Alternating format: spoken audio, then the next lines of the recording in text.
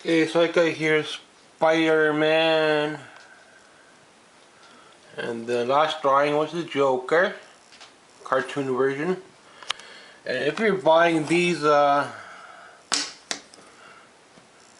pencils, it'll be a lot lighter than the artist's kind of pencil, so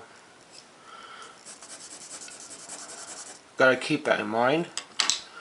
So for a darker pencil, you'll have to pay up, but if you can't afford good art supplies, then just get this pencil. You can find it at the dollar store,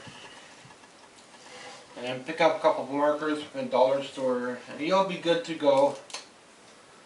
So definitely you will want to learn Spider-Man.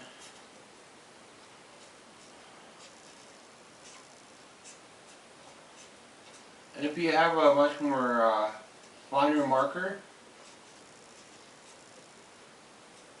it's better for full poses.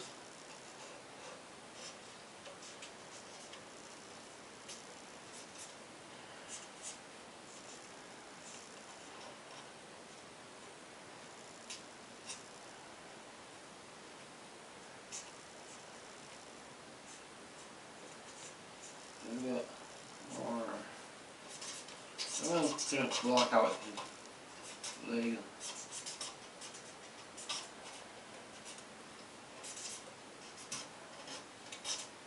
For animation it might be enough, but I know for animation they want to see things more cleaner, more closed up, so you might have a better chance of getting into illustration. So I would probably recommend try animation once.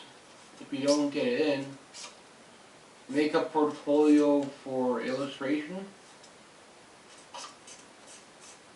because they're both the same program and probably I think the same cost for the webbing. I ended up going into an art school, so I did not stay at Sheridan after I did the art program there. That might be an option for you to try a different school.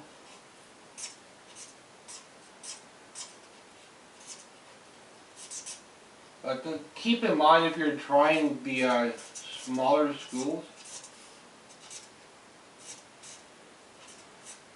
you will find they have less stuff available, but you'll get your experience from the school. So here's the shadow under the knee. I want to get that in and kind of work on this spider. I don't quite know how his webbing here is, but put a little bit. There's a lot of art places, but they are pop-up places, like they rent a building or something like that. Yep, it's a building, not a campus. But that's something what I did, so I ended up going to one like that. And it worked out, but I don't have the diploma from Sheridan, but it's more expensive to get. So even for their art program, it's more expensive.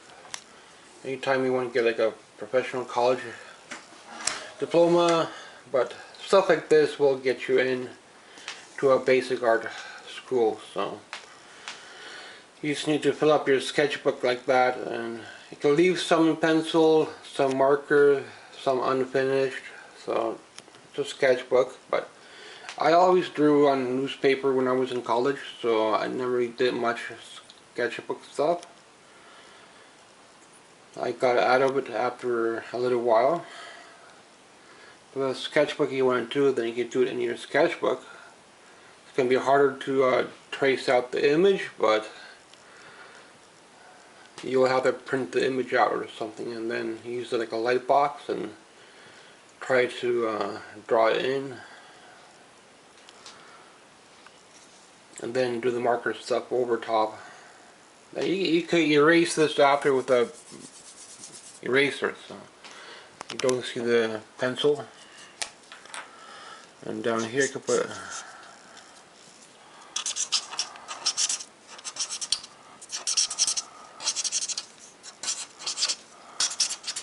comic.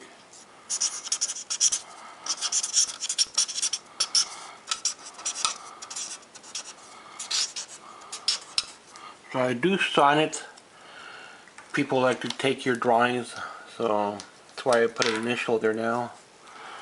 I don't know how you've seen that. So I'll close that up. And I'll call this one done. I just used one chisel type marker, like finer tips, brush tips. You'll have to pay at least $10.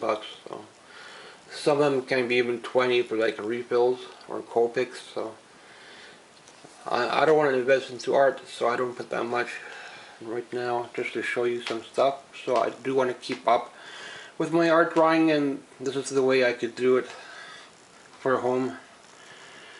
Unless if you go out to the life drawing sessions and pay 20 bucks there or something. But this is a lot cheaper. It's only cost me about 5 bucks plus paper, maybe 10 bucks to get going.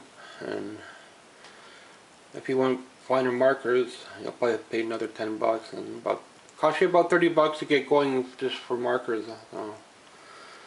Plus the bus to go to buy the markers, so, and some paper. I recommend longer paper.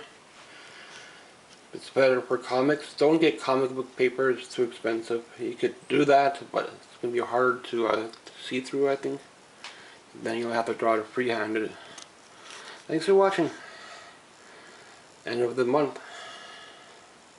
Spider-Man, Spider-Man spins the web. Don't really know the whole thing, but this was a good TV show.